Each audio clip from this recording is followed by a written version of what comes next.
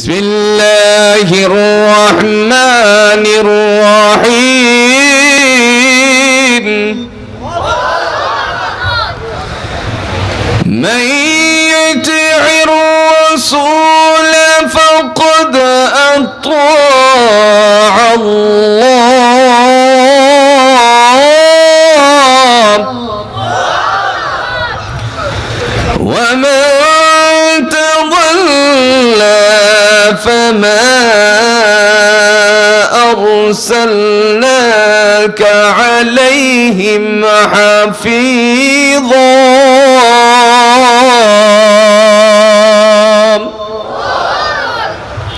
কার কথা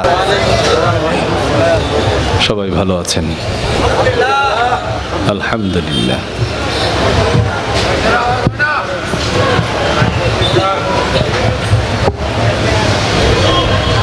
نحمده ونستعينه ونستغفره ونعوذ بالله من شرور أنفسنا ومن سيئات أعمالنا من يهده الله فلا مضل له ومن يضلله فلا هادي له وأشهد أن لا إله إلا الله وحده لا شريك له ونشهد أن سيدنا وسندنا وحبيبنا ومولانا محمدا عبده ورسوله الذي أرسل إلى الناس كافة بشيرا ونذيرا وداعيا إلى الله بإذنه وسراجا منيرا فقد قال الله تعالى في كلامه المجيد وفرقانه الحميد أعوذ بالله من الشيطان الرجيم بسم الله الرحمن الرحيم من يطع الرسول فقد أطاع الله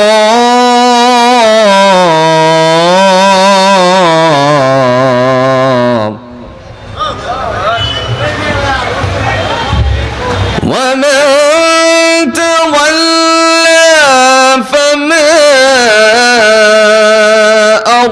أرسلناك عليهم حفيظا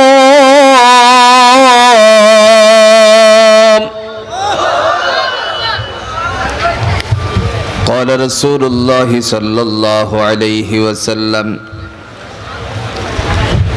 من أحب سنتي فقد أحبني ومن أحبني كان معي في الجنة اللهم صل على محمد وعلى آل محمد كما صليت على إبراهيم وعلى آل إبراهيم إنك حميد مجيد اللهم بارك على محمد وعلى آل محمد كما باركت على إبراهيم وعلى آل إبراهيم إنك حميد مجيد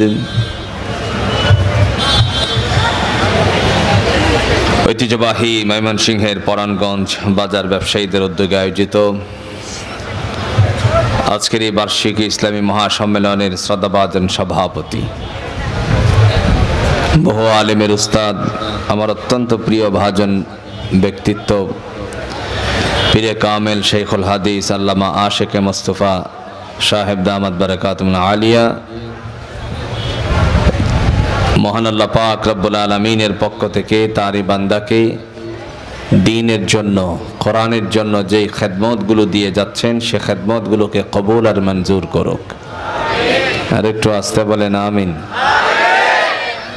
আপনারা আস্তে বলতে পারবেন কারণ আপনাদের এই অত্র অঞ্চলের কৃতি সন্তান তিনি গাজীপুরের প্রত্যন্ত অঞ্চল থেকে যাকে হৃদয় দিয়ে ভালোবাসেন, আপনাদের এই সন্তানকে আল্লাহ তার বান্দাকে কবুল করুক। আজকের এই মাহফিলের কথা বলবেন হযরত মাওলানা আব্দুল বাতেন কাশিমি সাহেব হুজুর হাফিজাহুল্লাহ, ঢাকা। আল্লাহ হুজুরের হায়াতের মধ্যে বরকত দান করুক। কথা বলছেন হুজুর, কথা বলছে, কথা বলেননি। চমৎকার কথা বলেছিলেন, যে কথার অংশ বিশেষ আমিও শুনেছিলাম, যে কথার ভিতরে মুক্তা ঝরা ছিল। যদিও কণ্ঠস্বর ভালো ছিল না, আজকাল আমাদের ইখলাস নষ্ট হয়ে গেছে। বলনেওয়ালা চিন্তা করে এমন ভাবে বলতে হবে যাতে করে আগামী বছর পুনরায় দাওয়াত পাই। শ্রোতাদের মাঝে এমনও আছে যারা মনে করে যে কণ্ঠ ভালো হলে আছি, নয়তো গেলাম। এই ইখলাসটাকে আগে সহি করা প্রয়োজন। আল্লাহ আমাদের সকলকে মুখলেস বানিয়ে দেখ। আর একটু জোরে কোন আমিন। আমার ভাইরা, আজকের এই মাহফিলে আসতে পেরে আপনারা খুশি না বেজার? এই খুশির আওয়াজটুকু আমরা আল্লাহর কাছে শুকরিয়া তান আদায় করে নিচ্ছি, আলহামদুলিল্লাহ। প্রিয় উপস্থিতি, আজকে এমন একটি দিবস, সেই দিবসটার নাম হচ্ছে, একটু জোরে করেন, 26শে তো মার্চ, কিন্তু দিবসটা কি? স্বাধীনতা, সার্বভৌমত্ব অর্জনের সেই দিবস। সেদিনেই আমার দেশের দামাম সন্তানেরা নিজের বুকের তাজা রক্তটুকু বিলিয়ে দিয়ে এদেশকে স্বাধীন করার জন্য যারা লড়াই করেছিল, শাহাদাতের পেয়ালা পান করে যারা আল্লাহর রাহে চলে গেছে, আল্লাহ তাদের কবরগুলোকে নূরে নূরান্বিত করে দেখ। আমরা লাল সবুজের পতাকা পেয়েছি, আজকে আমরা স্বাধীনতা। এই স্বাধীনতা পাওয়ার পরেও মাঝে মধ্যে বাক পরাধীনতার মধ্যে আমরা আছি।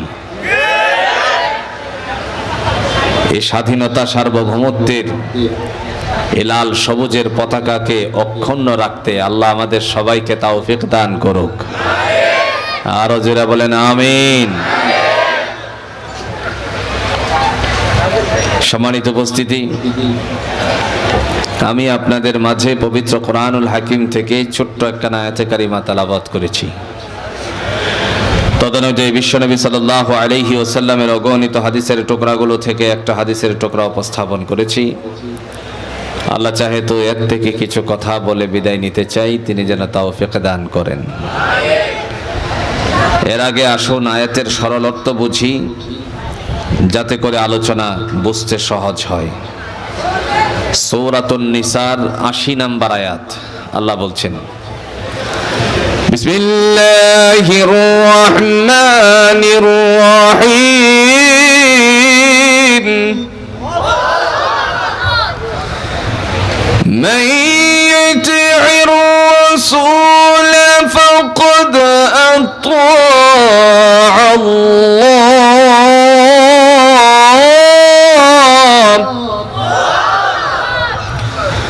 ওয়া মান তাওয়াল্লা فما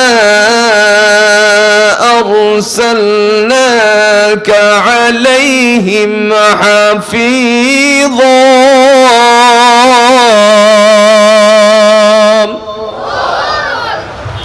কার কথা? আল্লাহ বলেন, যে লোক রাসূলের হুকুম মান্য করে সে আমি আল্লাহর হুকুম মান্য করলো। একটু আস্তে কোন সুবহানাল্লাহ। যে মানুষ আল্লাহর হুকুম মান্য করলো, সে মানুষকে আল্লাহ পাক রব্বুল আলামিন তিনি ঘোষণা দিয়েছেন, যে লোক রাসূলের হুকুম মান্য করে সে আমি আল্লাহর হুকুম মান্য করলো। যারা আল্লাহর হুকুমকে মানে তাদের জন্য আল্লাহর ফয়সালা আছে কিনা কোন? রাসূলের হুকুম বাস্তবায়ন করে যাওয়া হচ্ছে ইসলামের সবচেয়ে গুরুত্বপূর্ণ বিধান। আর আল্লাহ পাক রব্বুল আলামিন তিনি বলছেন, যারা বিশ্বাস স্থাপন করেছে মুহাম্মদুর রাসূলুল্লাহ সাল্লাল্লাহু আলাইহি ওয়াসাল্লামের সেই দাওয়াতের উপরে, আল্লাহ তাদেরকে কামিয়াবি দান করেছেন। একটু আস্তে কোন সুবহানাল্লাহ। আমার ভাইরা, আলোচনার অংশ বিশেষ প্রথম অংশ আমার আল্লাহ পাক রব্বুল আলামিন বলেন, মাইয়ুতি'র রাসূলা ফাকাদ আতা আল্লাহ।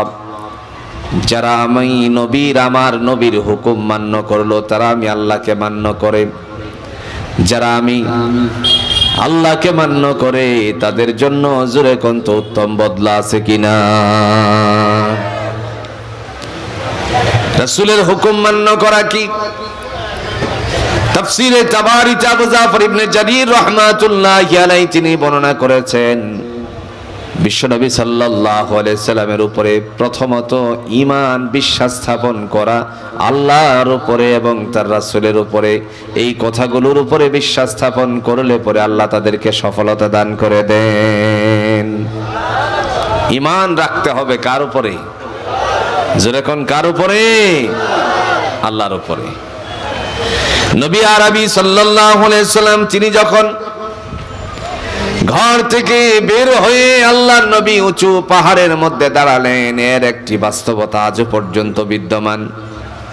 আপনারা যারা হজ করেছেন নিশ্চয়ই আপনাদের জানা আছে, যারা দীর্ঘদিন পর্যন্ত আল্লাহর ঘরের এই বাইতুল্লাহর আশেপাশে ছিলেন কিংবা মক্কাতে আপনি প্রবাসী হিসাবে সময় কাটিয়েছেন, আপনাদেরও জানা আছে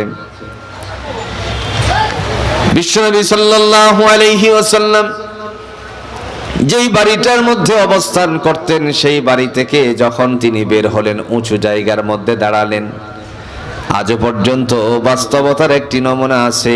বাদশার বাড়িটা এখনো পর্যন্ত পাহাড়ের উপরে বিদ্যমান আছে। সুবহানাল্লাহ। এতে করে বোঝা যায় উঁচু পাহাড় যেখানে কতগুলো ছিল। সাফা মারওয়ার ইতিহাস আমরা জানি।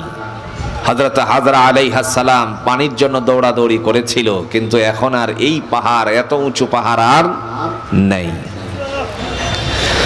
উঁচু পাহাড়ের মধ্যে দাঁড়িয়ে, উঁচু স্থানে দাঁড়িয়ে দ্বীনের নবী ডাক দিয়ে বললেন, ইয়া আইয়ুহান নাস, হে মানব সম্প্রদায়, কুলু লা ইলাহা ইল্লাল্লাহ, তোমরা যদি বলো আল্লাহ ছাড়া কোনো ইলাহ নাই, আল্লাহ ছাড়া কোনো মাবুদ নাই, আল্লাহ ছাড়া কোনো মাবুদ নাই, এই কথা যদি বলো, তুফলিহুন, তিনি তোমাদেরকে কামিয়াবি দান করে দিবেন। কথা বলছেন আল্লাহর নবী, ডাক দিয়েছেন এক আল্লাহর দিকে, একত্ববাদের বিশ্বাসশীল হওয়ার জন্য মানুষকে আহ্বান করেছেন। কিন্তু সেই সময়ের মধ্যে যারা বিরুদ্ধাচরণ করেছিল, জোরে কোন তো এই মানুষগুলোর মধ্য থেকে আজও পর্যন্ত আছে কিনা? এই মতাদর্শের মানুষ আজও পর্যন্ত পৃথিবীতে আছে কিনা কোন?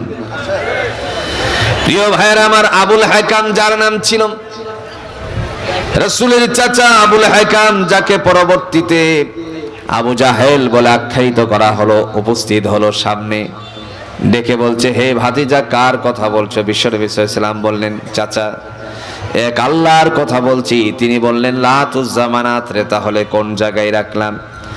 33 কোটি দেবতার প্রথম সারি যারা আছে তাদের মধ্যে লাতুজ জামানাতের কথা আল্লাহ রাব্বুল আলামিনের হাবিব তিনি ডাক দিয়ে বললেন, চাচা, আমি লাতরে চিনি না, উজ্জারে চিনি না, মানাতরে চিনি না, আমি চিনি একমাত্র আমার আল্লাহকে।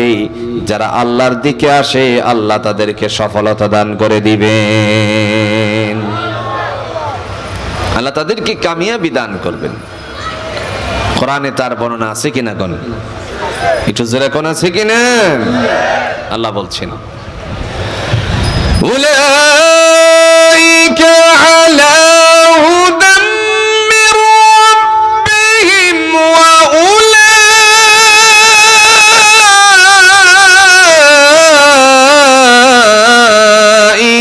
হুমুল মুফলিহুন।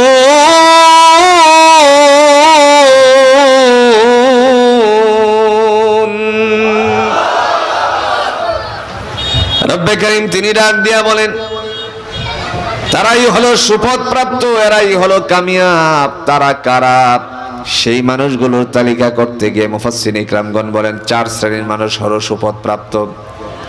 1 নাম্বার হলো ওয়ান নবিয়্যিন, যারা হলো নবীরা, নবীদের তালিকাভুক্ত যারা, তাদেরকে কামিয়াবি জোরে কোন দান করেছেন কে? ওয়াস সিদ্দিকিন, নবীদের যারা আসহাব ছিল, সাথীদ্বয় ছিল, যারা নবীদের সাথীরা ছিল, আল্লাহ পাক রব্বুল আলামিন তাদের জন্য সফলতা অর্জন বা সফলতা দান করেছেন। এরপরে ওয়াস সিদ্দিকিন ওয়াস শুহাদা, যারা আল্লাহর রাস্তায় জীবন উৎসর্গ করেছেন, তাদেরকে সফল করে দিয়েছে। 4 নম্বরে ওয়াস সালিহিন, যারা নেককার, তাদেরকে সফলতা দান করেছেন কে? এখন আসেন, ঈমান রাখতে হবে কার উপরে? জোরে কোন, কার উপরে? আল্লাহর উপরে। বিশ্বনবী সাল্লাল্লাহু আলাইহি সাল্লামের জীবন আদর্শটাকে 2টি ভাগে বিভক্ত করা হয়েছে। একটি বাংলাদেশে বেশি করে প্রতি বছর আসলে পরে পালিত হয়, যার নাম হলো, জোরে কোন, মিলাদুন নবী। আরেকটি উলামা হযরতগণ পালন করে থাকেন জীবনের বাস্তবায়ন রূপ দিয়ে। জীবনের বাস্তবায়ন রূপ দিয়ে উলামা হযরতগণ মুত্তাকিনেরা পালন করে থাকে বালেগ হওয়ার পর থেকে নিয়ে জীবনের শেষ মুহূর্ত পর্যন্ত। জোরে বলেন, এটার নাম কি? সিরাতুন নবী। মিলাদুন নবীর পালন করার ভিতরে অনেক মিষ্টি পাওয়া যায়। সিরাতুন নবী পালন করার ভিতরে মিষ্টি তো দূরের কথা, ঠান্ডা পানি আর ঠান্ডা পানি পাওয়া যায়। জোরে কোন, ঠিক কিনা? দুনিয়ার হিসাব দিচ্ছি, আখিরাতের হিসাবটা অনেক বড়, সেখানে অনেক মিষ্টি আছে।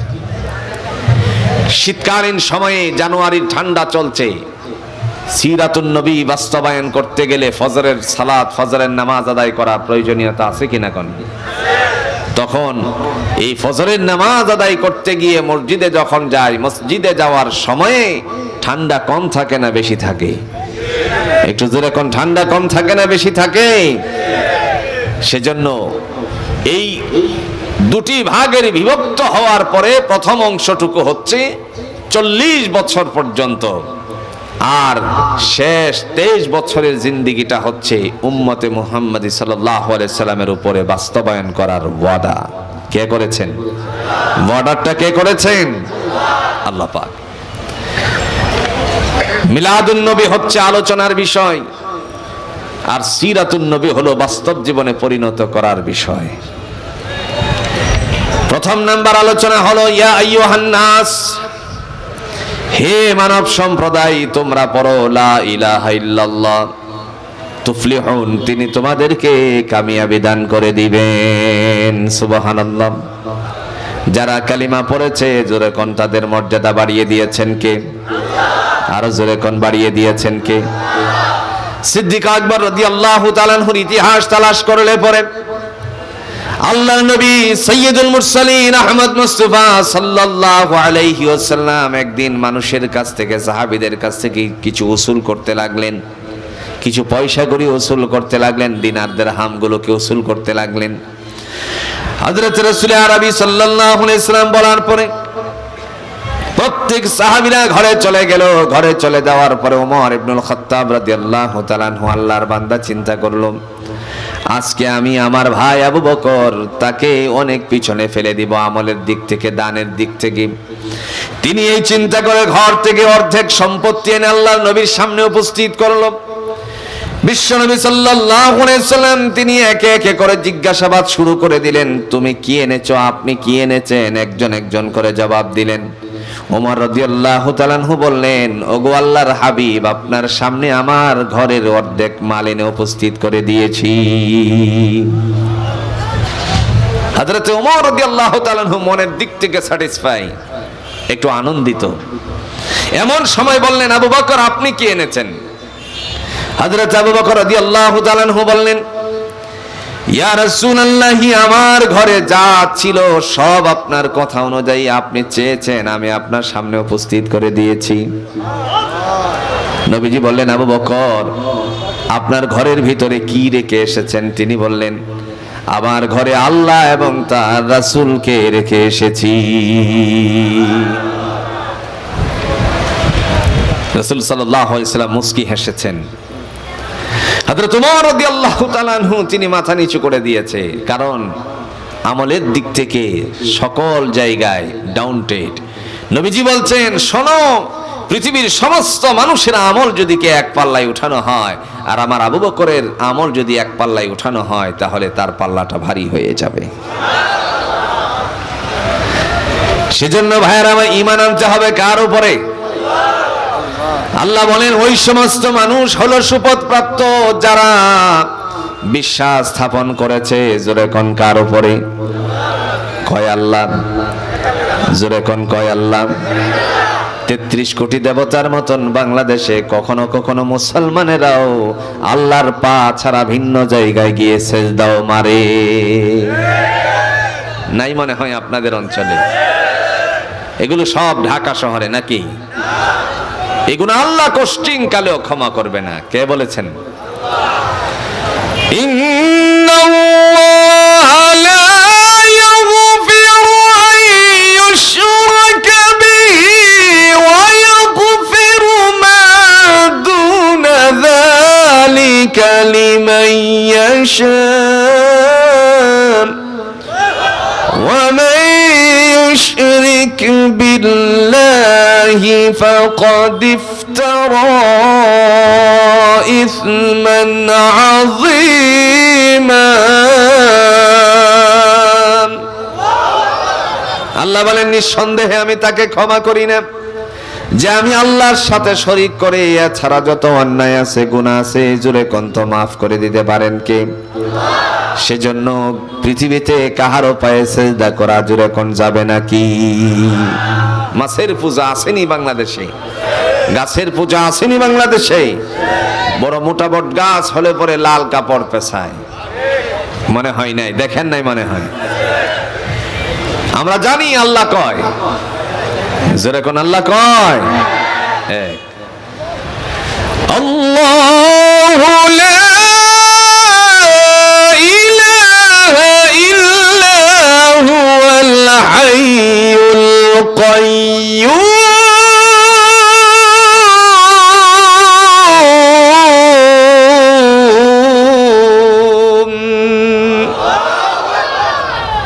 রব্বে কারীম তিনি ডাক দিয়ে বলেন, আল্লাহু লা ইলাহা ইল্লা হুয়াল হাইয়ুল কাইয়্যুম। আমি হলাম ওই সত্তা যার সাথে কোনো অংশীদারিত্ব নাই। তিনি চিরঞ্জীব, চিরস্থায়ী ছিলেন, আছেন এবং থাকবেন। আমার ভাইরা বলুন তো, আল্লাহকে হত্যাকারী কেউ আছে নাকি?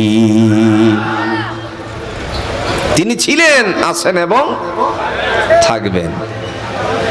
মুসা আলাইহিস সালাতু ওয়াস সালাম একদিন আল্লাহকে বলল, আল্লাহ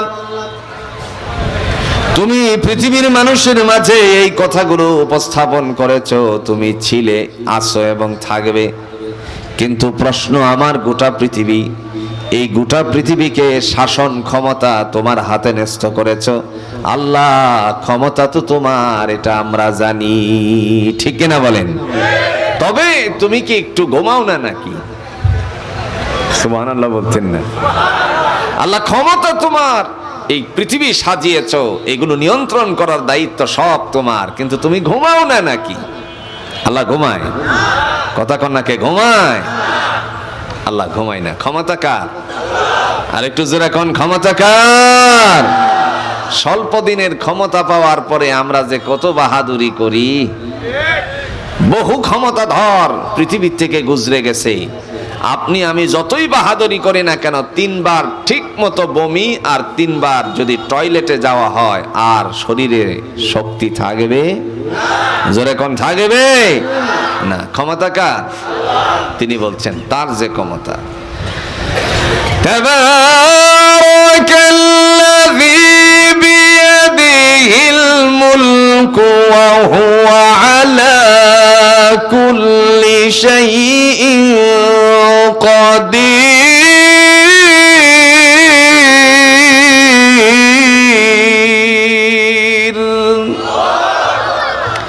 তিনি বলছেন, আমি হলাম বরকতময় রব, যার হাতে ক্ষমতা। হযরত মুসা আলাইহিস সালাম সেই ক্ষমতাধর আল্লাহকে ডেকে বললেন, আল্লাহ তুমি কি একটু ঘুমাও না নাকি? তিনি বললেন, তোমার কি বিশ্বাস হয়? আমার তো একটু বোঝা প্রয়োজন। বিশ্বাস আছে তুমি ঘুমাও না, কিন্তু আমার একটু বোঝা প্রয়োজন। আল্লাহ বললেন, কালিমুল্লাহ, তোমার জন্য আমি একটা পাহাড় নির্ধারিত করেছি যার নাম হলো জাবালে তুর। যেই জাবালে তুরে মহান আল্লাহ পাক রব্বুল আলামিনের পক্ষ থেকে অর্ডার করা হলো আপনি সেখানে যান। তারপরে গেলেন, যাওয়ার পূর্ব মুহূর্তে আল্লাহ বলে দিলেন, দুটা মশক হাতে নিয়ে যাবা। একটা হলো হাতির মধ্যে থাকবে পানি ভর্তি, আর একটা থাকবে হলো খালি। একটু সহজে বোঝার জন্য বলছি, চামড়ার যে থলেটা আছে তারে মশক বলা হয়, যেখানে পানি নেওয়া হতো। সহজ করে বলার উদ্দেশ্য হলো, আমাদের দোকানপাটের মধ্যে, এই পরাণগঞ্জ বাজারের মধ্যে জোরে কন্ত দোকানের মধ্যে পানি আছে কিনা, বিভিন্ন ওয়াটার আছে কিনা কোন? একটা বোতল নিল পানি ভর্তি, আর একটা নিল খালি। নিয়ে যখন তুর পাহাড়ে গেল, যাওয়ার পরে আল্লাহর অর্ডার চলে আসলো। আল্লাহ বললেন, ও কালিমুল্লাহ, আপনি দাঁড়িয়ে থাকুন, দেখুন আমি ঘুমাই কিনা। মানুষ যখন রাত গভীর হয়, মানুষের জন্য আস্তে আস্তে করে শরীরটাও নিস্তেজ হতে শুরু করে। জোরে কোন ঠিক কিনা? রাত যত গভীর হয় তত মানুষের শরীর নিস্তেজ হয়। এই তো আমাদের সামনে আসছে শরীর নিস্তেজের একটি মাস। কথা বুঝেন নাই? তন্দ্রা আসবে কিনা, আসবে কিনা বলেন? সেই মাসটার নাম কি? আর একটু জোরে কোন কি মাস? মাহে রমাদান। এক শ্রেণীর মানুষ তারাবি সালাত আদায় করতে গিয়ে দাঁড়িয়ে দাঁড়িয়ে এমন করে, কি কথা কন্যাকে করে কিনা? এগুলো হচ্ছে আল্লাহর প্রদত্ত রহমত। সুবহানাল্লাহ বলেন। আরেক শ্রেণীর মানুষ আছে খুব চালাক, যারা বসে থাকে, যখন লম্বা টান মারে তখনই বুঝে এইবার দাঁড়ানোর মানে রুকুতে চলে যাওয়ার সময় হয়েছে, সাথে সাথে তাকবীরে তাহরিমা বাদে। এরকম পাবলিকও আসেনি? আপনাদের এই পরাণগঞ্জে মনে হয় নাই? ইমাম সাহেব, হাফেজ সাহেব তিনি পড়ছেন, যখন লম্বা টান দেয় তখনই বুঝে যে এখন মনে হয় রুকুতে যাওয়ার সময় হয়েছে। একটু ধারণা দিলে বুঝবেন। وَإِذَا قِيلَ لَهُمْ تَعَالَوْا يَسْتَغْفِرْ لَكُمْ رَسُولُ اللَّهِ لَوَّوْا رُؤُوسَهُمْ وَرَأَيْتَهُمْ يَصُدُّونَ وَهُمْ مُسْتَكْبِرُونَ سَوَاءٌ عَلَيْهِمْ أَسْتَغْفَرْتَ لَهُمْ أَمْ لَمْ تَسْتَغْفِرْ لَهُمْ لَنْ يَغْفِرَ اللَّهُ لَهُمْ إِنَّ اللَّهَ لَا يَهْدِي الْقَوْمَ الْفَاسِقِينَ। এমনি বুঝে যে এখন রুকুতে চলে যাবে। এরকম মানুষ আছে কিনা কোন? প্রিয় ভাইরা আমার, আর যারা তন্দ্রাচ্ছন্ন হয় এই মানুষগুলো আছে। হযরত মুসা কালিমুল্লাহ তিনি যখন পাহাড়ে দাঁড়িয়ে আছেন, রাত গভীর হয়ে গেল, হঠাৎ করে তন্দ্রা ঘিরে ফেলেছে। চোখের তন্দ্রা যখন এমত অবস্থায় আল্লাহ পাক রব্বুল আলামিনের বান্দা সজাগ দৃষ্টি দিয়ে তাকালেন, আর মনে মনে বলতে লাগলেন, আল্লাহ ঘুমাই কিনা দেখতে আসলাম, এর আগে আমি নিজেই ঘুমিয়ে যাচ্ছি, এটা তো হতে পারে না। আবার দৃষ্টিটা বড় করে তাকিয়ে আছেন। কিছুক্ষণ যাওয়ার পরে আবারও তন্দ্রা ঘিরে ফেলল। হঠাৎ করে হাত থেকে পানির ভর্তি যে মশকটা ছিল সেই মশকটা পড়ে গেল। আল্লাহ পাক রব্বুল আলামিন ডাক দিয়া বলেন, মুসা, দেখতে এসেছিলে আমি ঘুমাই কিনা, এর আগে নিজেই তো তুমি ঘুমিয়ে গেলে। শোনো রে মুসা, লা তাখুযুহু সিনাতুন ওয়ালা নাওম। ঘুম কেন আমাকে তন্দ্রাও স্পর্শ করতে, আর একটু জোরে এখন স্পর্শ করতে পারে না। সে আল্লাহর উপর বিশ্বাস স্থাপন করতে হবে। আল্লাহ কয়, আরো জোরে এখন আল্লাহ কয়। আল্লাহ রাব্বুল আলামিনের হাবিব সাইয়্যিদুল মুরসালিন আহমদ মুস্তাফা সাল্লাল্লাহু আলাইহি ওয়াসাল্লাম 63 বছরের জিন্দেগির শেষ যে সময়টুকু ছিল, 23 বছরের সময়টুকু মানুষকে একমাত্র জোরে বলুন তো কার দিকে ডেকেছেন? সাইয়্যিদুল মুরসালিন আহমদ মুস্তাফা সাল্লাল্লাহু আলাইহি ওয়াসাল্লাম মানুষকে আল্লাহর দিকে আহ্বান করেছেন। আর যেই মানুষ নবীর বিরুদ্ধাচরণ করেছে, আবুল হাকাম আবু জাহেল, তার বিরুদ্ধে জোরে কোন তো আল্লাহর বাণী আছে কিনা?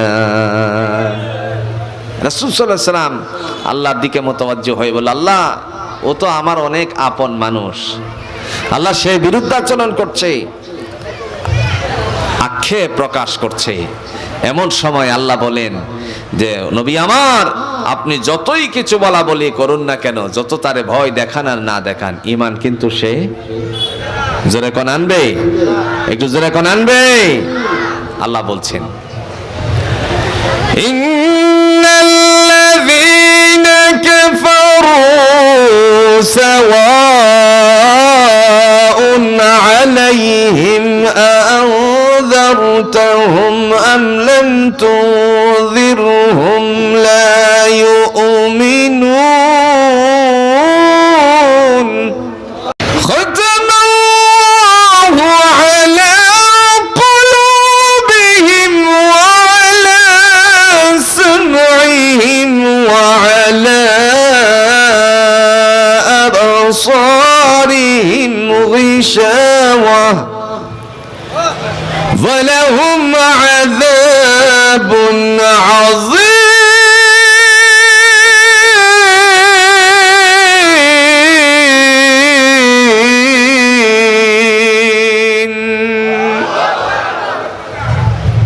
কার কথা? আল্লাহ রাব্বুল আলামিন তিনি ডাক দিয়ে বলছেন, ও আমার হাবিব, তাদেরকে আপনি ভয় দেখান আর না দেখান, এরা কিন্তু ঈমান আনবে। জোরে কোন ঈমান আনবে না।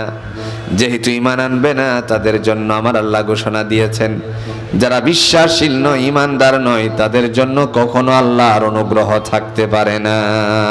ঠিক কিনা বলেন? আল্লাহ তাদেরকে জাহান্নামে নিক্ষেপ করে দিবে। নাউজুবিল্লাহ বলছেন না? কে বলছেন? আল্লাহ বলেন ইন্নাল্লাযীনা কাফারু সাওয়াউন আলাইহিম আনযারতাহুম আম লাম তুনযিরহুম লা ইউমিনুন। আপনি তাদেরকে ভয় দেখান আর না দেখান, এরা কি করবে না? ঈমান আনবে না।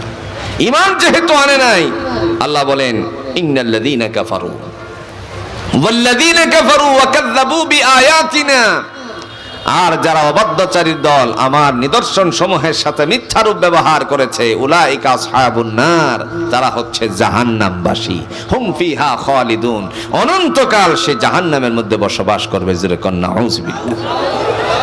এইজন্য ভাইরা আমার, ঈমানদারের মর্যাদা কম না বেশি? আরো জোরে কোন কম না বেশি? রাসূল আরবী সাল্লাল্লাহু আলাইহি সাল্লাম তিনি ডাক দিয়া বলেছেন, ঈমানদার সকল জায়গায় তোমার মর্যাদা বেশি। রমজান মাস আসার সাথে সাথে আমার আল্লাহ পাক রব্বুল আলামিনের পক্ষ থেকে ঈমানদারদের জন্য বিতাড়িত ইবলিসকেও শৃঙ্খলাবদ্ধ করে প্রমাণ করেন, আমি আল্লাহ ঈমানদারের পক্ষে আছি। কথা কন না কেন? কারে আবদ্ধ করে? একটু জোরে কোন কাকে? শয়তানকে। সুফিদাত শায়াতিন, শয়তানকে শৃঙ্খলাবদ্ধ করা হয়। প্রশ্ন জাগতে পারে, শয়তান যদি শৃঙ্খল দ্বারা আবদ্ধ হয়, তাহলে রমজান মাসে মানুষে ঝগড়া করে কেন? ঝগড়া হয় কি রমজান মাসে? একটু ধারণা দিলে বুঝবেন। আপনার রুমের যে একটি ফ্যানের সুইচ আছে, টিপ দিলে পরে জ্বলে, ফ্যানের সুইচটা টিপ দিলে পরে ফ্যানটা কি চলে? জোরে কোন চলে? ঠিক আছে। আবার বন্ধ করে ফেললেন, সেই সময় কি ফ্যানটার সাথে সাথে বন্ধ হয়ে যায়? কতক্ষণ পর্যন্ত কি করে? চলতেই থাকে। 11টি মাস আমাদের অন্তরের মধ্যে চাবি ঘুরিয়েছে বিতাড়িত ইবলিস শয়তান। এই 11টি মাসের কারণে একটি মাস এর আসর আজও পর্যন্ত থাকে। কথা কোন আছে কিনা? কিন্তু ঈমানদার তাদের জন্য আল্লাহ পাক রব্বুল আলামিনের পক্ষ থেকে ফয়সালা করেছেন। রাসূলুল্লাহ সাল্লাল্লাহু আলাইহি ওয়াসাল্লাম তিনি বর্ণনা করেছেন, বুখারীর বর্ণনায় এসেছেন, আল্লাহর নবী তিনি বলেন ঈমানের ৭৭টি প্রকার, তার মধ্যে আরেকটি বর্ণনা এসেছে ৬০-এরও অধিক। তার এই তিনটার কথার মধ্যে আমার আল্লাহ পাক রব্বুল আলামিনের হাবিব একটি ঘোষণা দিয়ে বলছেন, মানুষের মাঝে তিনটি যদি ইমানের অংশ থাকে, তিনটি কথা যদি থাকে, আমার আল্লাহ রাব্বুল আলামিনের পক্ষ থেকে একজন ইমানদারের দফতরে তার নামটাকে উঠিয়ে দেওয়া হয়। প্রথম নাম্বার হলো ইকরার বিল লিসান, জবান দ্বারা স্বীকার করতে হবে। জোরে কোন আল্লাহ কয়, আরো জোরে কোন আল্লাহ কয়। আল্লাহ এক, এই কথা বিশ্বাস স্থাপন করতে হবে। ইকরার বিল লিসানের পরে এখানে বসে থাকলে চলবে না, সাথে সাথে তাসদীক বিল জানান, অন্তর দ্বারা বিশ্বাস স্থাপন করতে হবে। জোরে কোন তো আল্লাহ কয়। আল্লাহ এক, এই ইকরার বিল লিসান হলো স্বীকার করলো আল্লাহ এক, সে কি মুসলমান হয়ে গেছে? এই যে আজকের যে দিনটা, আজকের যে তারিখটা, সেই তারিখের পূর্বের ইতিহাসের দিকে যদি আমরা ফিরে তাকাই, হানাদার বাহিনীদের পক্ষ থেকে আমার দেশের নিরীহ মানুষের উপরে যখন নির্বিচারে গুলি চালানো হয়েছিল, মুসলিম সহ ভিন্ন ধর্মে অবলম্বী নারীদের উপর যখন তাদের আগ্রাসন চালানো হয়েছিল, চরিতার্থ করা হয়েছিল, তাদেরকে ধর্ষণ করা হয়েছিল, সেই সময়টুকুর মধ্যে ওই হানাদার বাহিনীদের অবস্থান প্রাথমিক ছিল এরকম, যারা মুসলমান ছিল তাদের সাথে একটি শোভনীয় ব্যবহার করেছিল। কথা বলেন ঠিক কিনা? এসে বলছিল তুমি মুসলমান হও। এখন মুসলমান তো যারা কথা বলতে পারতো তারা বলতো হ্যাঁ মাই মুসলমান হও, তো মুসলমান হও, কালিমা পড়ো। তখন সে কালিমা পড়ছে লা ইলাহা ইল্লাল্লাহু মুহাম্মাদুর রাসূলুল্লাহ সাল্লাল্লাহু আলাইহি ওয়াসাল্লাম। আজকালে আমাদের সমাজের কিছু মানুষেরা এই কালিমা নিয়ে অনেক মতানৈক্য সৃষ্টি করেছে। লা ইলাহা ইল্লাল্লাহু মুহাম্মাদুর রাসূলুল্লাহ একসাথে লেখা যাবে না, পড়া যাবে না। নাউজুবিল্লাহ বলেন। মসজিদে নববীর প্রত্যেকটি জানালার উপরে লেখা আছে একসাথে লা ইলাহা ইল্লাল্লাহু মুহাম্মাদুর রাসূলুল্লাহ সাল্লাল্লাহু আলাইহি ওয়াসাল্লাম। প্রত্যেকটি দরওয়াজার উপরে, মসজিদে নববীর প্রত্যেকটি দরওয়াজার উপরে লেখা আছে এই কথা, উদখুলুহা বিসালামিন আমিন। আর জানালার উপরে লেখা আছে লা ইলাহা ইল্লাল্লাহু মুহাম্মাদুর রাসূলুল্লাহ সাল্লাল্লাহু আলাইহি ওয়াসাল্লাম। শুধু তাই নয়, মসজিদে কুবা বলেন মিম্বারে লেখা আছে, মসজিদে কিবলাতাইনের মিম্বারে লেখা আছে। এমনি ভাবে কিং আব্দুল আজিজ দিয়ে যখন মানুষেরা কাবা ঘরের ভিতরে প্রবেশ করে, সামনে একটি ওয়াচ টাওয়ার আছে, ঘড়িটার নিচে ইলেকট্রিক লাইটে বিভিন্ন লেখা আসে, তার মধ্যে একটা লেখা হলো লা ইলাহা ইল্লাল্লাহু মুহাম্মাদুর রাসূলুল্লাহ সাল্লাল্লাহু আলাইহি ওয়াসাল্লাম। আরেকটু সহজে বলি, সৌদি আরবের পতাকার মধ্যে কি লেখা? একটু জোরে কর না, সৌদি আরবের পতাকাতে কি লেখা? তো ওরা বুঝে না, না কথা বুঝে না, ওরা বুঝে না। সব কথা যদি ওরা বুঝে, তাহলে এই কথা না বুঝার তো কোনো কারণ নেই। আমার ভাইরা, বলার উদ্দেশ্য হলো মহান আল্লাহ পাক রব্বুল আলামিন তিনি ডাক দিয়ে বলেন, যাদের অন্তরের ভিতরে বিশ্বাস স্থাপন হয় আল্লাহ এক, তাদেরকে আমার আল্লাহ পাক রব্বুল আলামিন ইমানদারের দফতরে আস্তে আস্তে করে নামগুলো উঠাতে শুরু করে। এসে বলছে তুমি মুসলমান? কহা মুসলমান। একজনকে এসে বললো তো মুসলমান হও? কমে মুসলমান হও। তো মুসলমান হও তো কালিমা পড়ো। সে পড়তে আছে লা ইলাহা ইল্লাল্লাহ আনতা সুবহানাকা ইন্নী কুনতু মিনাজ জালিমিন। বুঝেন নাই? হানাদার বাহিনীদের পক্ষ থেকে বলা হলো ये तो मुसीबत का दुआ है। कहा मैं तो मुसीबत में है। স্টিগার তুই টান দিবি আর বন্দুকের নাল আমার দিকে তাক করে রাখছিস, কখন তুই মেরে দিস, আমি তো মরেই যাব। এই জন্য এর চেয়ে বড় মুসিবত কি আরো আছে নাকি ভাই? সেই সময়ে কিছু হিন্দু আমাদের দেশে যারা হিন্দু ভাইয়েরা আছে, তারা তখন তারাও কি করছিল? কালিমা শিখছিল। কথা কন নাকি? শিখছে না? মুরব্বীরা যারা আছেন একমত, তখন তারাও কালিমা শিখছিল।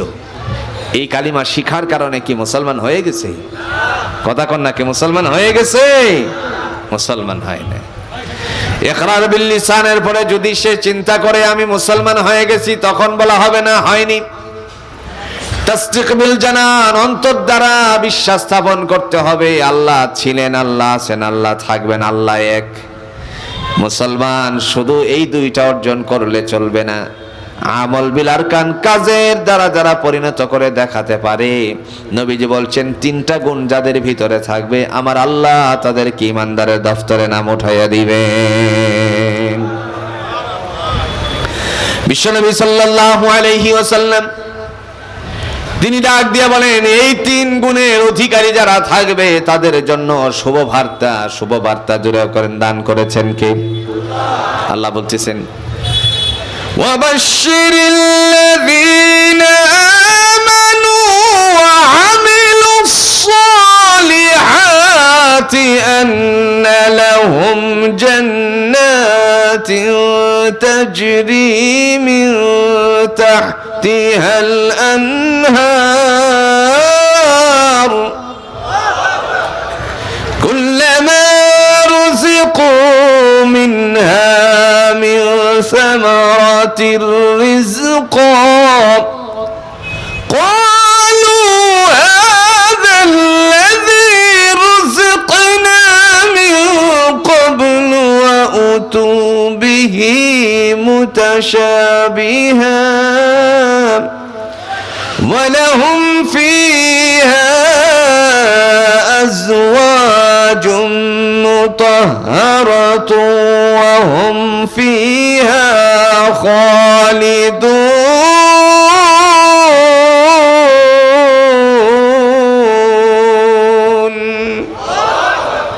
কে বলেছেন? আল্লাহ বলেন 3 গুণ যার অন্তরে থাকবে তাদের জন্য সুবার্তা। নবী আমার তাদেরকে আপনি বলুন, ওয়াবাশশিরিল লাযীনা আমানু, বিশ্বাস স্থাপন করে যারা বসে থাকে নাই, ওয়া আমিলুস সালিহাত, নেক কর্ম করেছে, আন্না লাহুম জান্নাহ, তাদের জন্য জান্নাতের সুসংবাদ দান করুন। সুবহানাল্লাহ। ঈমান আছে আল্লাহর উপরে কিন্তু নামাজ পড়ছে না, এরকম পাবলিক আছে কিনা গণ? এই পরাণগঞ্জ বাজার ব্যবসায়ী ভাইয়েরা যারা আছেন, আপনি ব্যবসা পরিচালনা করছেন, অবশ্যই করবেন, আপনার উপরে সেই বিধান, অবশ্যই আপনার পরিবারের হক আছে। কারণ বিয়ে করার সময় 3টা জিনিসের ঘোষণা দেওয়া লাগে, অন্ন দিব, বস্ত্র দিব, আবার কি দিব? বাসস্থান দিব। 3 জিনিস অবশ্যই জোগাড় করতে গিয়ে আপনি ব্যবসার মধ্যে নেমেছেন। সন্তানদেরকে ভালো রাখার জন্য ব্যবসায় নেমেছেন। ভালো রাখার মালিক আল্লাহ, রিজিকের বন্টনকারী আল্লাহ, সেই কথা চিরন্ত সত্য। তারপরে আমাদের ভিতরে জোরে কন্ত পেরেশানি কম না বেশি? ব্যবসার কাজে আপনি এসেছেন, কিন্তু আপনার ব্যবসার শাটারটা ওঠানোর আগে আগের দায়িত্ব কার? একটু জোরে কোন কার? কোরআনুল হাকিম দ্বারা আল্লাহ রাব্বুল আলামিন তিনি ডাক দিয়া বলেন, জগতের মানুষেরা শুনুরি, মহান আল্লাহ পাক রব্বুল আলামিন তিনি ডাক দিয়া বলছেন, হে পৃথিবীর মানুষেরা, তোমাদের জন্য আল্লাহর ফয়সালা হয়ে গেছে। দুনিয়ার জমিনে তুমি যদি আল্লাহর দিকে অগ্রসর হতে চাও, তাহলে অবশ্যই অবশ্যই আগে গোলামি করতে হবে আল্লাহর। ঠিক না বলেন? আগে গোলামি কার? আল্লাহ পাকের। তিনি বলছেন, وَإِذَا قُضِيَتِ الصَّلَاةُ فَانتَشِرُوا فِي الْأَرْضِ وَابْتَغُوا مِنْ فَضْلِ اللَّهِ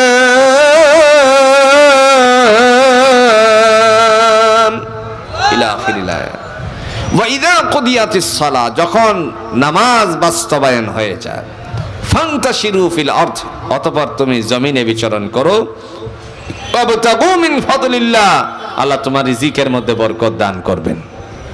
সুবহানাল্লাহ বলতেন না? শাটার খোলার সময়ে, শাটার খোলার আগে দায়িত্ব হলো কার বিধান পালন করা? যেরকম কার বিধান পালন করা। আর শাটারটা ওঠানোর সময় বিশ্বনবী সাল্লাল্লাহু আলাইহি সাল্লাম বলছেন, তুমি বিসমিল্লাহ দ্বারা শুরু করবে। সুবহানাল্লাহ বলতেন না? ভালো কাজের পূর্বে রাসূল বলছেন, কুল্লু আমরিন যিবালিন লাম ইউবতা বিসমিল্লাহি ফাহুয়া আক্তা ওয়া আবতা, প্রত্যেক ভালো কাজের শুরুতে বিসমিল্লাহ দ্বারা যখন কেউ আরম্ভ করে, আল্লাহ তার কাজটাকে স্বয়ং সম্পূর্ণ করে দেন। এখন প্রশ্ন হলো, সব কাজ যে আমরা করব, আল্লাহর জন্য যে করব, মনে করেন আল্লাহর জন্য করলাম না, এইগুলোকে আল্লাহ দেখে নাকি? জোরে কোন আল্লাহ দেখে? আল্লাহ কি আপনাদের পরাণগঞ্জে বাজারে আছে? জোরে কোন নাকি আছে? আল্লাহর একটি সিংহাসন আছে, সেটি সত্য, সেটি হচ্ছে আরশে আজিম, কিন্তু তিনি সব জায়গাটার মধ্যে ফোকাস করেছেন। সুবহানাল্লাহ বলতেন না? পরাণগঞ্জ বাজারে নাই মনে হয়। কত দূরে? একটু জোরে কোন, কত দূরে? 2-4 কিলোমিটারের ভিতরে নাকি? আল্লাহ বলতেছেন ওয়াইদা সালাকা ইবাদি আন্নী ফাইন্নী করিব।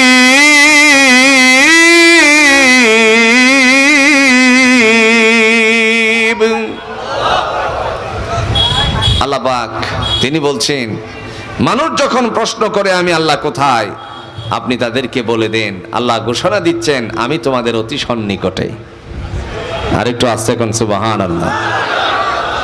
অতি সন্নিকটে বলতে গেলে কি কয়েক ফিট দূরে না? একটু জোরে এখন, কয়েক ফিট দূরে। তার আবার একটি বাস্তবায়ন করেছেন রব্বে করিম, তিনি তার আরেকটি বাস্তবায়ন করেছেন। কতটুকু দূরে? وَلَقَدْ خَلَقْنَا الْإِنسَانَ وَنَعْلَمُ مَا تُوَسْوِسُ بِهِ نَفْسُهُ وَنَحْنُ أَقْرَبُ إِلَيْهِ مِنْ حَبْلِ الْوَرِيدِ।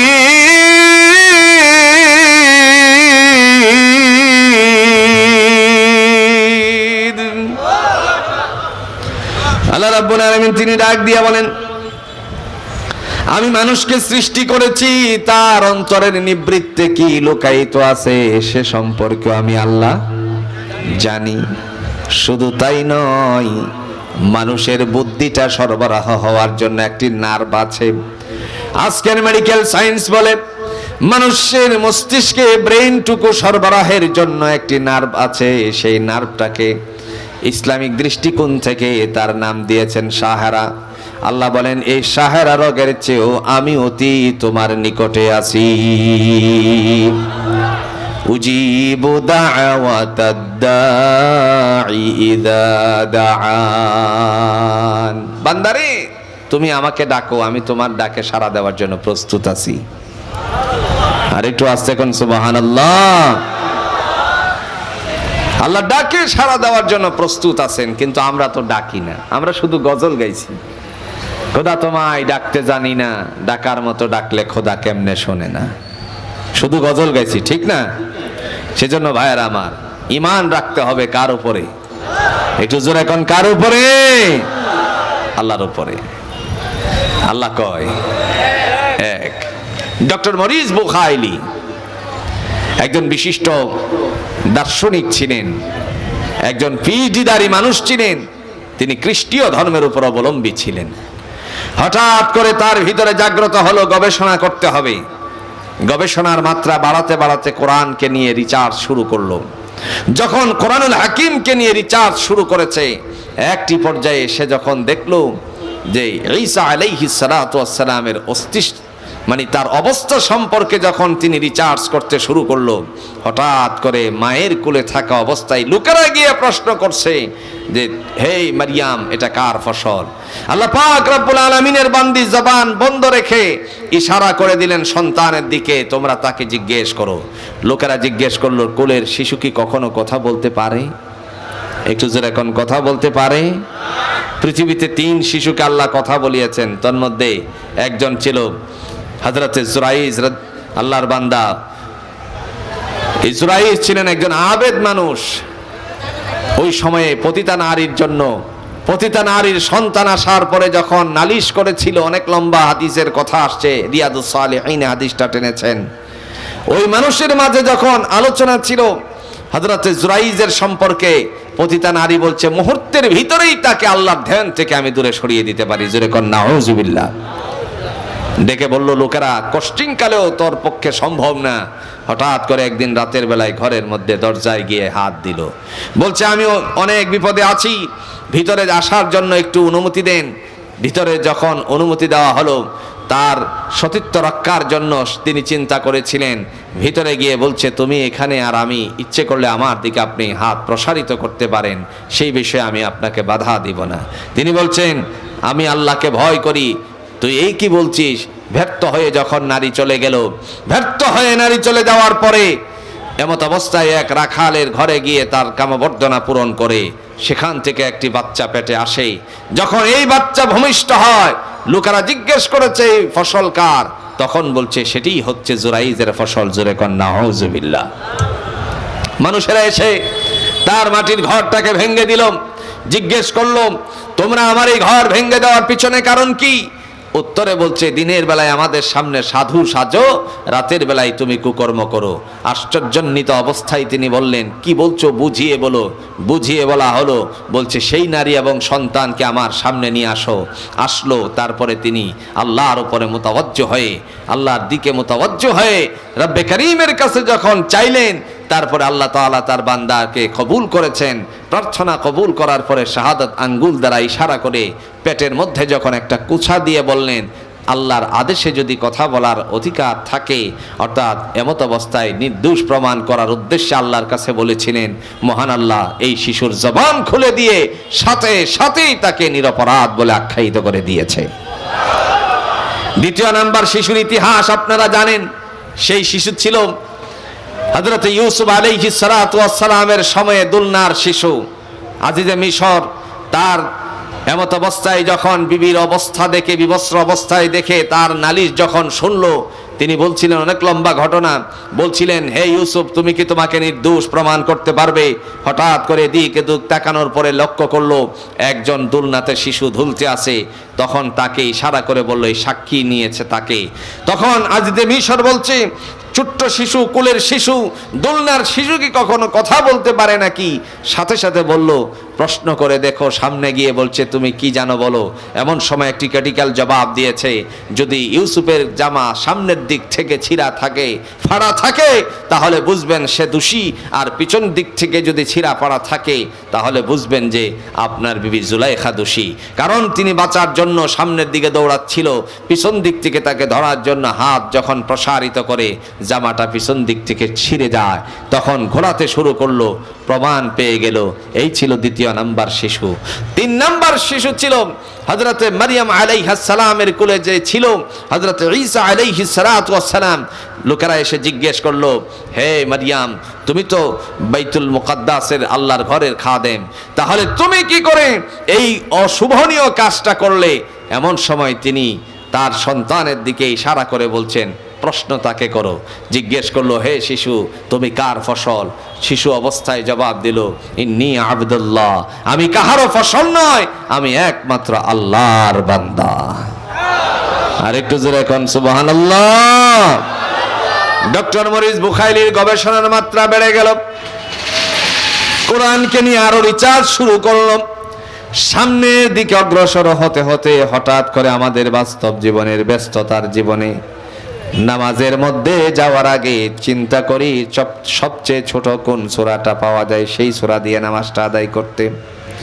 তখন বান্দা যখন নামাজের উদ্দেশ্যে মসজিদে যায়, মসজিদে যাওয়ার সময়ে আল্লাহর বান্দা ছোট্ট সূরা পেয়ে গেল, তার একটা হলো সূরাতুল ইখলাস। ডক্টর মরিস বুখাইলি সূরাতুল ইখলাসকে যখন দেখলো, তারপরে একবার তিনি চিন্তা করলেন এর ধারাবাহিকতা কি আসতে পারে। আল্লাহ পাক রব্বুল আলামিন তিনি বললেন, কুল, ও নবী আপনি বলুন, আল্লাহু আহাদ, আল্লাহ কয়, জোরে কোন আল্লাহ কয়। ডক্টর মরিস বুখাইলি তৃতীয়বাদের বিশ্বাসশীল ছিল, ঈসা আলাইহিস সালাম আল্লাহর পুত্র বলে বিশ্বাস স্থাপন করত, নাউজুবিল্লাহ। মরিয়ম আলাইহিস সালাম আল্লাহর বিবি বলে বিশ্বাস করতো, নাউজুবিল্লাহ। আল্লাহ তো আল্লাহ। যখন এই গবেষণার মাত্রা বাড়াতে শুরু করে এখানে গিয়ে পৌঁছালো, আল্লাহ বলছেন, কুল হুয়াল্লাহু আহাদ, নবী আপনি বলুন আল্লাহ এক।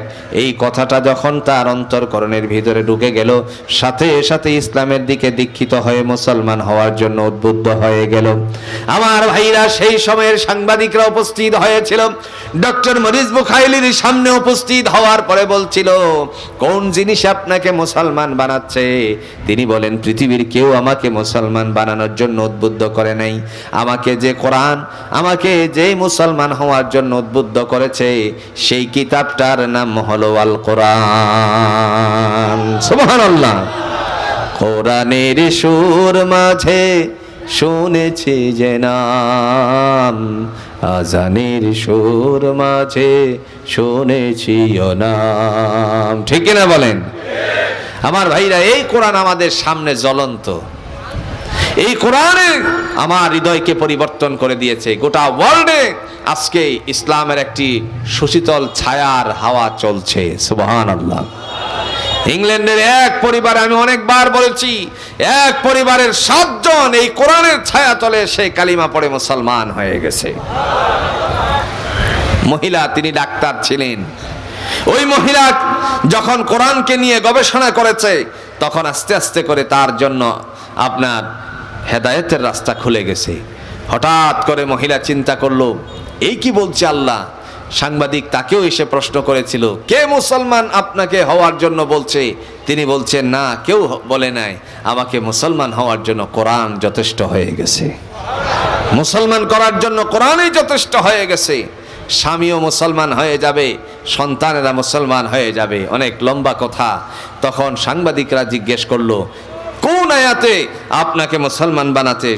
এমন সময় এই মহিলা আল্লাহর বান্দি জবান খুলে বলছে, সূরাতুন নিসার 82 নম্বর আয়াত থেকে পড়তে শুরু করেছে। সুবহানাল্লাহ বলতেন না? আফালা ইয়াতাদাব্বারুনাল কুরআন ওয়ালাউ কানা মিন ইনদি গায়রিল্লাহি লাওয়াজাদু ফীহি ইখতিলাফান কাসীরা।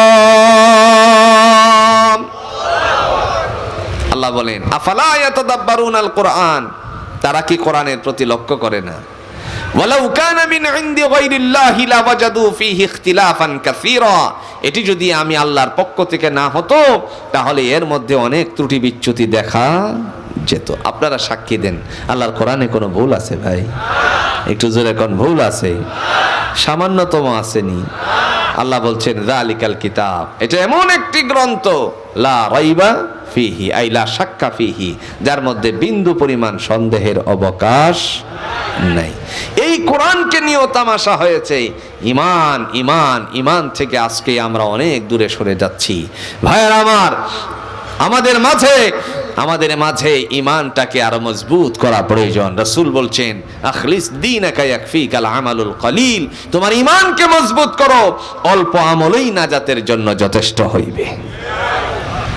আজকে মুসলমানদের ঈমানের মধ্যে অনেক গাফলা আসতেছে। মুসলমানদের ঈমানের মধ্যে অনেক গাফলা আসছে। হাসি উজ্জ্বল চেহারা নিয়ে বাজারে যায়। বাজারে যাওয়ার পরে লোকেরা জিজ্ঞেস করে, ভাই তোমার চেহারাটা দেখা যায় আজকে খুব হাসি, ঘটনা কি? ভাই অনেক পেরেশানিতে ছিলাম, এই যে আজকেই আমার ছেলেটারে বিদেশ পাঠাইতে পারছি। ও আচ্ছা আচ্ছা। হঠাৎ করে কিছুদিন যাওয়ার পর চেহারা আবার মলিন। ভাই কি ব্যাপার?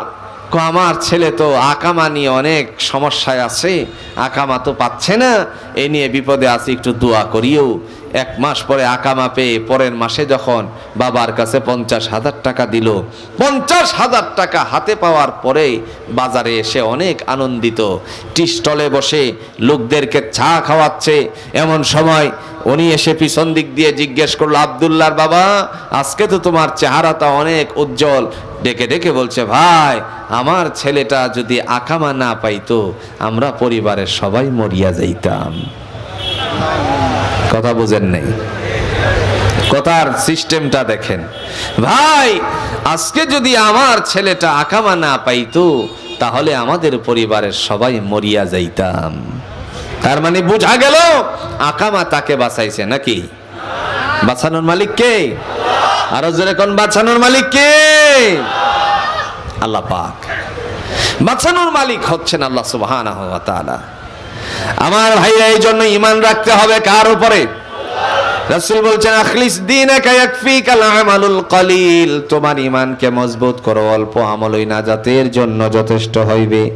সেজন্য ঈমানের বাইরে জোরে কোন তো কিছু হতে পারে নাকি? আল্লাহ রাব্বুল আলামিন তিনি ডাক দিয়ে বলেন, মাইয়ুতি'ir রাসূলা ফাকাদ আতা আল্লাহ। মনে আসেনি? আল্লাহ বলেন সূরাতুন নিসার 80 নম্বর আয়াতে, যারা আমি আল্লাহর হুকুম মান্য করতে চাও তোমাদের জন্য ঘোষণা হলো, যারা আমার নবীর হুকুম মান্য করে আমি আল্লাহরও তারা হুকুম মান্য করে। সুবহানাল্লাহ। এখন নবীর হুকুম মান্য করার পিছনেও তরিকা আছে কিনা? একটু জোরে কোন, তরিকা আছে কিনা? নবীর হুকুম মান্য করার তরিকা আছে কিনা? এখনকার সময়ে নবীর হুকুম মানতে গিয়ে যে কত সিস্টেমের তরিকা বের হইছে, কথা বোঝেন নাই? এক শ্রেণী আপনার বলতে আছে যে নামাজ লাগবে না, রোজা লাগবে না, আল্লাহর নবীরে মোহাব্বত করলেই যথেষ্ট হয়ে যাবে। এরকম মানুষ আছে কিনা কোন? আল্লাহর নবী নাই কথা কোন নাই? নূর নবী গো আপনি নবী আমার জীবনের জীবন, আপনি আমার জীবন সাথী, অন্ধকার কবরের বাতি, আপনি নবী আমার এই আদমের ধন। আল্লাহর নবী নূর নবী গো আপনি নবী আমার জীবনের জীবন।